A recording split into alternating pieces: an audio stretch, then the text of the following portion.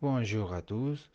Aujourd'hui, on va apprendre la proposition subordonnée relative afin de vous aider à améliorer votre reproduction grammaticale. Nous sommes Ethel Fuentes, Sebastián Erazo, José Estrella. Allons-y. Qu'est-ce qu'une proposition subordonnée relative? La proposition subordonnée relative permet de donner des informations complémentaires sur un nom ou pronom sans commencer une nouvelle phrase.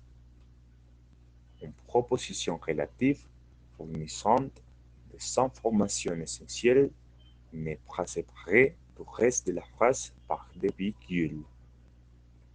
C'est le cas lorsqu'une relative ne fournit que des informations secondaires. Quelle est la structure de la proposition relative? La proposition subordonnée relative est, dans la plupart des cas, placée derrière les noms ou les pronoms qu'elle complit, que ce soit en fin de phrase ou au milieu de celle-ci. La forme de pronom relatif dépend de sa fonction dans la phrase, comme par exemple avec dans sujet. Antoine qui portait des lunettes est dans ma classe. Antoine portait des lunettes. Avec un complément avec des. Léonie, dont le sourire est magnifique, danse très bien.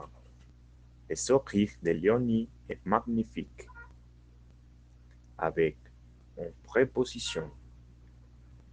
Ce sont les amis avec lesquels je passe mon temps. Je passe mon temps avec ses amis et avec les pronoms COD. Lucas, que je connais depuis longtemps, est très drôle. Je connais Lucas depuis longtemps. Comment construire une proposition relative? La proposition subordonnée relative est introduite par un pronom relatif. Les pronoms relatifs sont qui, que, quoi, dont et où. Ils remplacent dans la proposition subordonnée relative un nom ou un pronom de la proposition principale. Quel pronom relatif faut-il utiliser? Cela dépend de sa fonction dans la phrase. Le pronom qui remplace un sujet. Le pronom que remplace un complément direct. Le pronom où remplace un moment circonstanciel de lieu ou de temps. Le pronom dont remplace un complément de nom, verbe ou adjectif précédé par la préposition de. Relier les phrases avec les pronoms relatifs. On va apprendre comment relier deux phrases en utilisant les pronoms relatifs. En suivant ces 5 étapes. Numéro 1. Choisissez quelles seront la première et deuxième de phrase. Comme dans l'exemple, c'est le livre. J'ai acheté ce livre. Numéro 2. Voyez ce qui s'est répété dans les deux phrases. On a déduit que ce qui est répété dans la principale est l'antécédent et c'est à quoi on ajoutera l'information non répétée de la phrase secondaire. La répétition dans la phrase secondaire me dit quel pronom choisir. La première phrase, c'est le livre. La deuxième phrase, j'ai acheté ce livre. On voit que l'antécédent, c'est le livre. Numéro 3. Voyez la fonction grammaticale de la répétition et choisissez les pronoms relatifs appropriés. J'ai acheté ce livre. Ce livre, c'est un objet direct. Donc, le pronom approprié, c'est le pronom que. Numéro 4. On remplace ce qui est répété dans la phrase secondaire par le pronom relatif.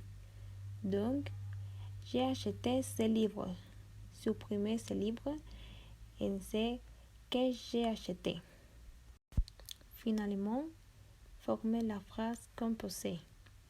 C'est le livre que j'ai acheté avec les premières phrases, les pronoms et les deuxièmes phrases. Ici, nous allons voir quelques exemples de comme les pronoms relatifs introduisent la proposition relative.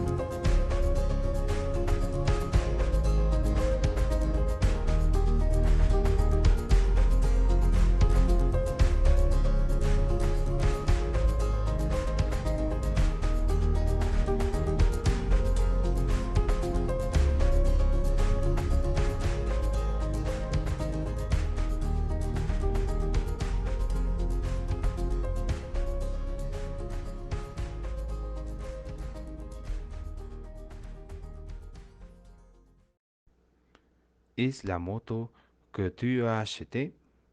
Dans cet exemple, le pronom relatif que complémente la moto, que est l'antécédent qui est un CED.